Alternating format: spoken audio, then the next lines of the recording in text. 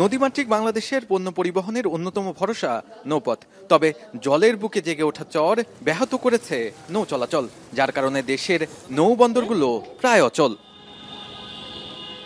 নদীপথে উত্তরবঙ্গের অন্যতম প্রবেশদ্বার নগরবাড়ির এই নৌবন্দর চট্টগ্রাম ও মংলার পর এখান থেকে উত্তরাঞ্চলের ১৬ জেলায় কয়লা, সার, পাথর সহ বিভিন্ন ধরনের পণ্য সরবরাহ করে ব্যবসায়ীরা।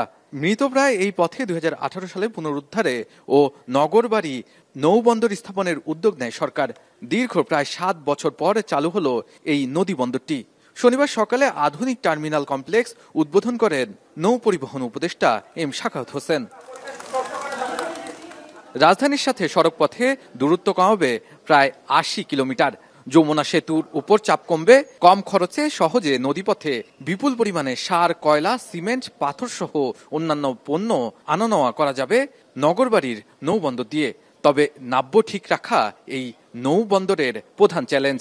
শুধুমাত্র সিটি ব্যাংকে অ্যাকাউন্ট থাকলেই করতে পারবেন গুগল পে। তাই অ্যাকাউন্ট খুলুন আজই।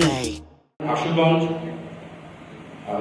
পানগাঁও, খানপুর এবং রৌমারীতে টার্মিনাল কমপ্লেক্স নির্মাণ করছি এবং এই সবগুলো টার্মিনাল নির্মিত হলে ইনশাল্লাহ আগামী ২০২৭ নাগাদ আমাদের বাৎসরিক ক্যাপাসিটি ৯৯ লক্ষ মেট্রিক টন হবে। বা এই বন্দরগুলো দিয়ে আমরা ৯৯ লক্ষ মেট্রিক টন মালামাল ওঠানামা করাতে পারবো। পণ্য খালাসে আধুনিক যন্ত্রপাতির ব্যবহার করা হবে। এতে জাহাজ থেকে পণ্য খালাস বাড়বে কয়েক গুণ। বর্তমানে প্রতিদিন মালপত্র খালাস করা হচ্ছে ২০০০ টন। বন্দর পুরোপুরি চালু হলে খালাস পণ্যের পরিমাণ দাঁড়াবে অন্তত ২০,০০০ টন। বাড়বে রাজস্ব আয়ও। নগরবাড়িতে আমরা কোনো ইকুইপমেন্ট দেবো না, আমাদের ইনফ্রাস্ট্রাকচার থাকবে।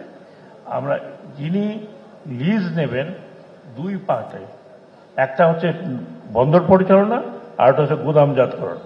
যিনি লিজ নেবেন সমস্ত ইকুইপমেন্ট তার হতে হবে এবং ইকুইপমেন্ট হবে BIWTA যে প্রেসক্রিপশন মধ্যে ইকুইপমেন্ট চাচ্ছে।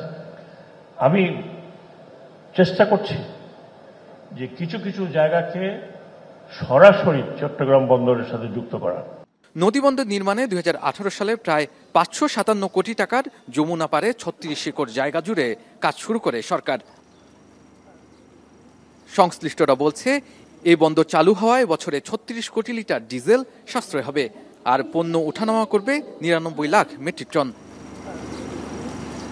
উত্তরবঙ্গের মানুষের যেন আজকে স্বপ্ন পূরণের দিন।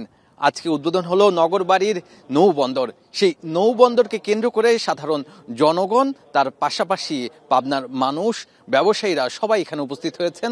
তারা বলছেন এর ফলে কর্মসংস্থান যেমনি বাড়বে তেমনি বাংলাদেশের অর্থনীতিতেও প্রভাব ফেলবে এই নৌবন্দর। শাহাদাত অবশ্য এখন পাবনা।